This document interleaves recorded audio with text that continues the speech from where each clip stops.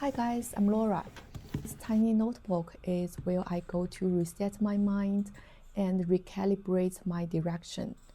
When I can't focus, when I start overthinking what other people think of me, when I feel stuck and unsure what decision to make next, I open this book.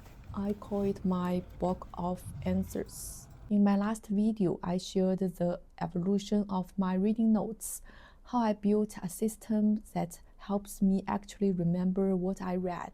I introduced all three notebooks in my current system, two larger Commonplace books, one for business thinking and one for note system, and this little pocket notebook for portability and quick reference. I carry this pocket Commonplace book with me almost everywhere. It's the notebook I reach for the most. Today I want to dive into this little one. First, what a pocket Commonplace book is and why it's useful. Second, what I write in mine. I've gone through three over the years. And third, how I keep it a living system instead of a static archive.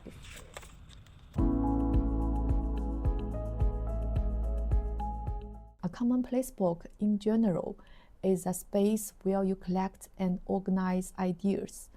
It's where thoughts from different sources, blogs, conversations, podcasts come together in one place. You store them,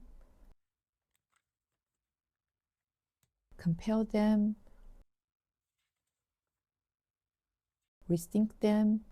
It's basically a personal knowledge archive. The two larger Commonplace books I use are more like open libraries. Whenever I read something valuable, I write it down in detail. They are comprehensive and fairly complete. But a pocket Commonplace book is different. It's more like a curated mini archive that you carry with you. Because the space is limited, it forces you to focus only on what truly matters right now and to write in a much more distilled way.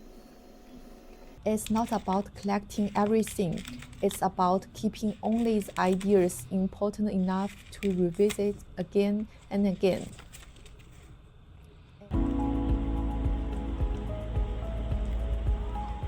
There are a few reasons why the pocket version is especially powerful. First, it helps you to connect ideas and form your own thinking. When related ideas live close to each other, you start to notice connections. Things that once felt scattered begin to make sense together. Over time, you begin forming your own way of thinking. And when that happens, what you've learned starts shaping how you work and make decisions. It becomes something you actually use. Second, the small size forces clarity. Because the space is limited, you have to write in a more essential way.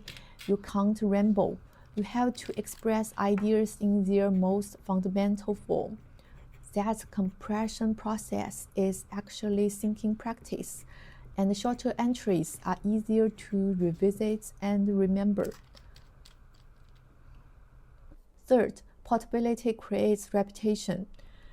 You can carry it anywhere, on trips, during your commute, or in small moments throughout the day, and flip through it whenever you like.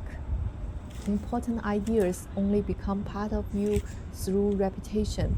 Frequent revisiting strengthens memory and helps you apply what you've learned in real life. And finally, it shapes you into a more intentional reader. Once you know you were going to record something, you read differently. You start filtering. You start thinking more actively. Over time, this small notebook quietly turns you into a more deliberate reader and thinker.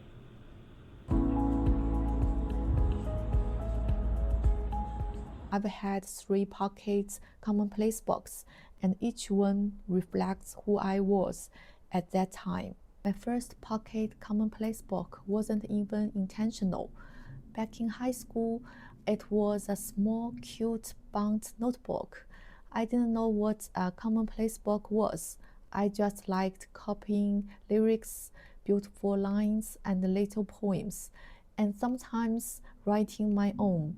Let me flip through it.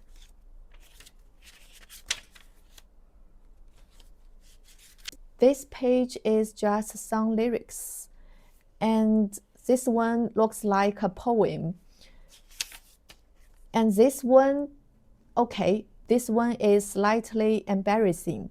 I watched a Korean drama in high school, felt extremely emotional, and wrote an entire poem about it. I even made the first word of each line form a hidden sentence. At the time, I thought I was very talented. Now it feels mildly cringe. But here is what mattered. Whenever I felt restless or couldn't focus on studying, I would take this notebook out and write. And writing has this strange effect. It calmed me down almost immediately. That was the first time I realized a small notebook can regulate your emotions. I just didn't have the language for it yet. My second pocket commonplace book started right after I graduated and entered the workplace. I was very anxious back then. I took responsibility too seriously. I constantly worried about how my boss saw me, what my coworkers thought of me. So this notebook became filled with reminders.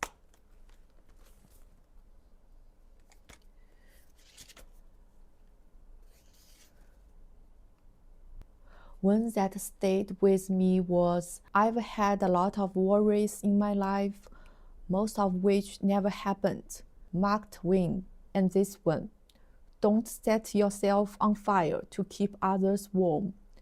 That line changed something for me. I realized I was slowly building a martyr complex, trying too hard to prove myself, exhausting myself in the process. Whenever something at work upset me, I would literally take this notebook out of my bag and flip through it.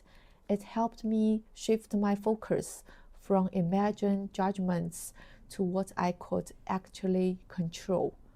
Over time, this notebook stopped being just emotional support.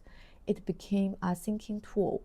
When I started managing a team, I began writing down notes about communication and leadership, trying to improve my understanding and decision making. Slowly, the notebook transformed. It went from an emotional survival guide to a real tool for thinking. And this was also one of my first ring-bound notebooks, which means I could rearrange pages, group related ideas, add tabs, and for the first time I understood ideas don't just need to be recorded, they can be structured. My third pocket commonplace book began about 3 years ago when I decided to start building my own brand. And this is the one that really feels like my book of answers. At that point, my thinking shifted. Entrepreneurship to me comes down to 3 things: doing the right things, doing things right, and maintaining the right mindset. So I structured this notebook around those 3 pillars. Whenever I feel uncertain about direction, I flip to this section.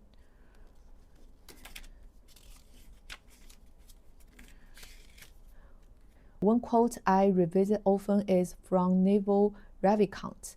Identify what unique value you can offer, something society needs but doesn't yet have, and something that comes naturally to you. And then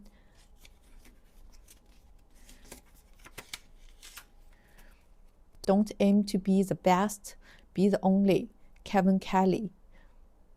These don't remove uncertainty, but they stop me from drifting into comparison. They bring me back to alignment. Sometimes the issue isn't direction, it's action. When I start procrastinating, when my energy is low, or when I'm afraid of failing, I turn to this page. You miss 100% of the shots you don't take. Wayne Gretzky. You only have to be right once. Mark Cuban. And at the bottom, I write, action creates momentum. It sounds simple, but in those moments, these reminders push me to move instead of staying frozen. And often, that first step changes everything.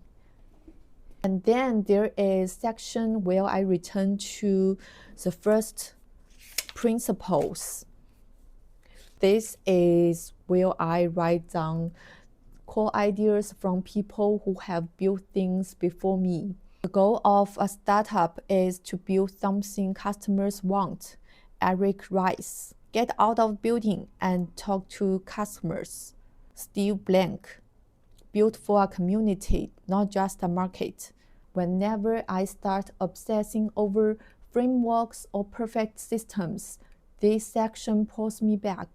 Entrepreneurship is about products, users, and long-term value, and I still have to remind myself of this constantly. This current notebook is the Me Plus Mini, comparing to my old Filofax Finsbury Pocket.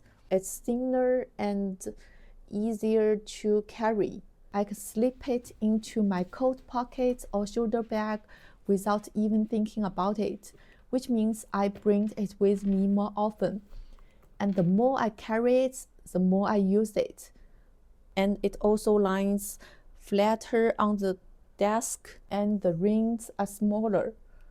So it's simply more comfortable to write in. Over time, this little pocket Commonplace book has become my portable decision-making system.